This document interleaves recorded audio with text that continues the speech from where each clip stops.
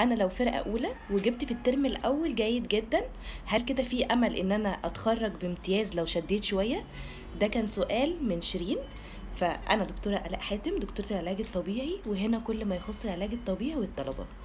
طيب خلينا نجاوب على السؤال ده بمنتهى الواقعية.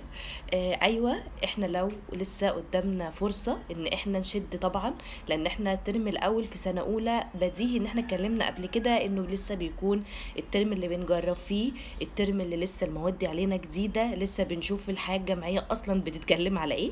فبالتالي لو احنا طلعنا من الترم الاول عارفين ايه نقط الضعف بتاعتنا وايه اللي محتاج نشتغل عليه وايه اللي محتاج ان احنا نقوي نفسنا فيه كويس، هيكون عندنا فرصة كويسة جدا من اول الترم التاني ان احنا نذاكر بنظام اكتر. لو محتاجين مساعدة في مادة معينة بنروح ناخد المساعدة دي، وبالتالي بنذاكر بشكل منظم.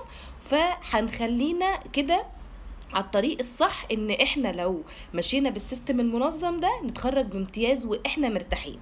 لان احنا زي ما اتفقنا قبل كده ان التقدير بتاعنا في كلية العلاج الطبيعي تقدير متراكم، يعني اللي احنا هنعمله في سنة اولى هيقعد لنا في سنة 5 وهكذا. فنصيحة مني، الناس لسه عندها امل وعندها فرصة في اي وقت ان هي تعلي الGPA بتاعها وتتخرج بتقدير كويس جدا، فما تضيعوش الفرصة دي من ايديكم.